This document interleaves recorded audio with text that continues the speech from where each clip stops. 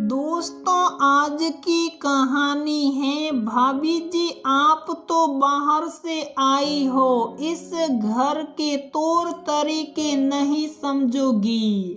दोस्तों, कहानी शुरू करने से पहले अगर आपने हमारे चैनल को सब्सक्राइब नहीं किया है तो सब्सक्राइब कर लीजिए, ताकि आपके पास पहुंचे हर नया वीडियो।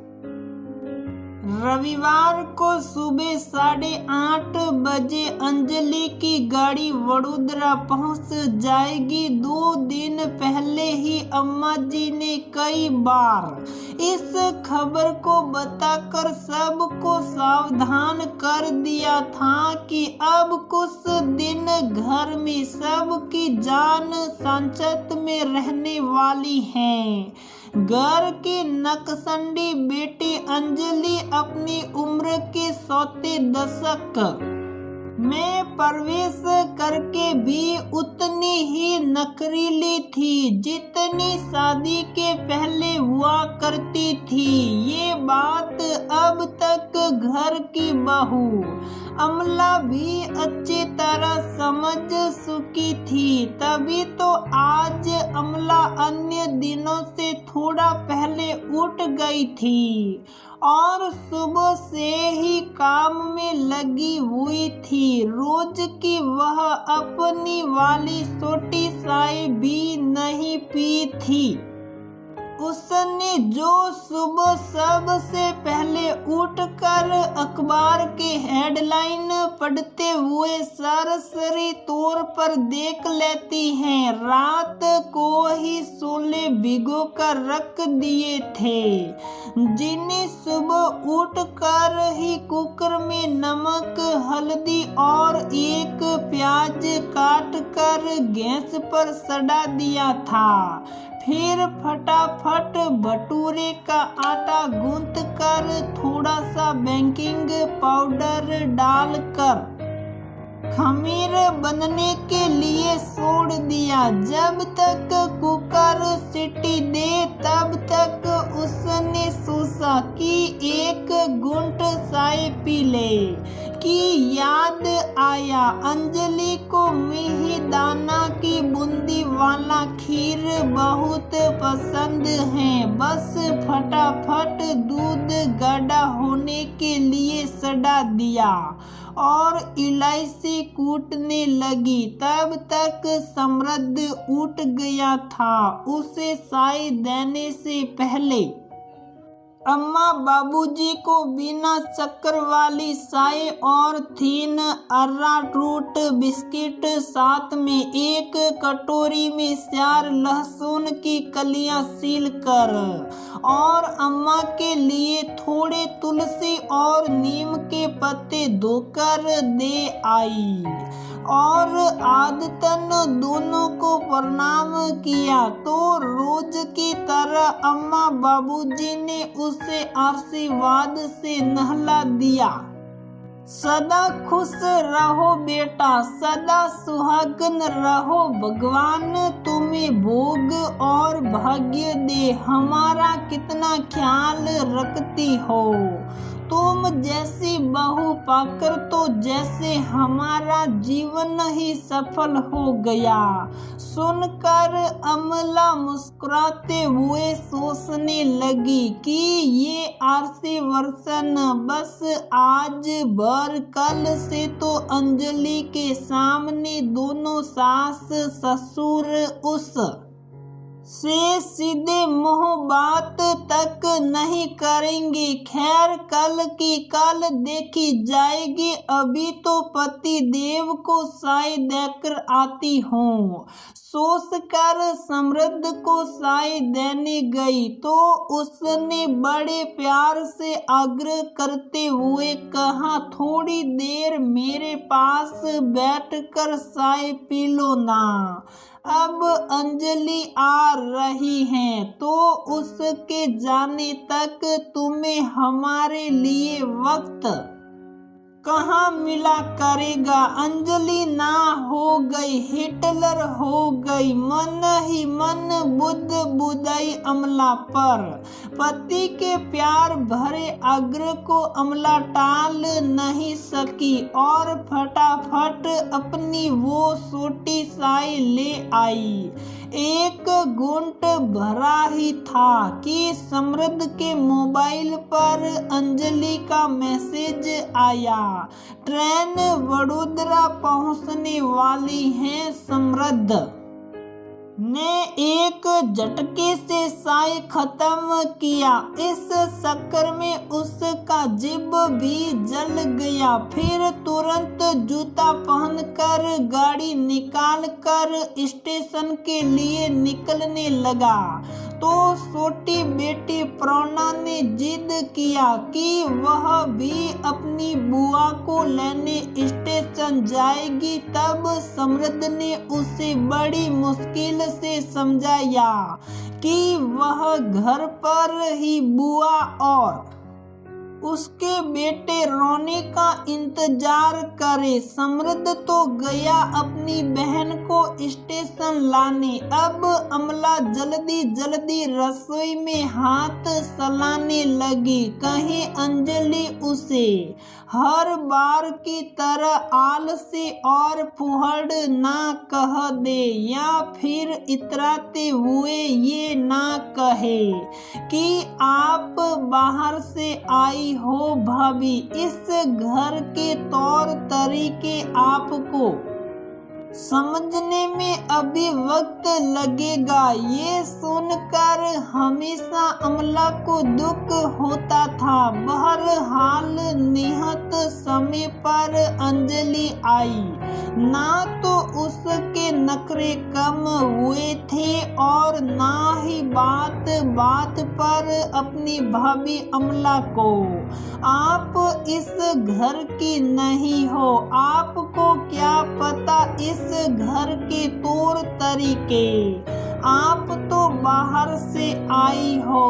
जैसे ताने देने से सूखती थी, उसके मन में कहीं गहरे अब भी बैठा हुआ था कि वह इस घर की बेटी है, इसलिए इस घर पर उसका ज्यादा अधिकार है और घर के लोगों की आदतों और रहन सहन तौर तरीकों की जानकारी भी ज्यादा है। जबकि अमला सुन के इस घर की बहू है, इसलिए उसे घर के बारे में ज्यादा कुछ नहीं मालूम और वह बाहर वाली है। आने के बाद जब अमला के काम में मीन मेक निकालते हुए अंजलि ने कई बार वही वाक्य दोहराया जो वह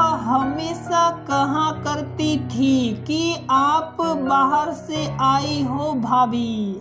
इस घर के तौर तरीके आपको समझने में अभी वक्त लगेगा। तब इस बार अमला के धैर्य का बांध टूट गया। जब उससे नहीं रहा गया, उसने भी पलटकर जवाब दे ही दिया कि अंजलि जीजी, अब मुझे भी इस घर में लगभग 24 साल होने को आए। आपकी जब शादी हुई तब आप 22 साल की थी, मतलब आपसे ज्यादा समय है इस घर में रही हूँ तो जाहिर है अब मैं भी इस घर के तौर तरीके बेहतर ढंग से समझती हूँ। तब आप ही बताओ मैं अब बाहर की कैसे हुई भला।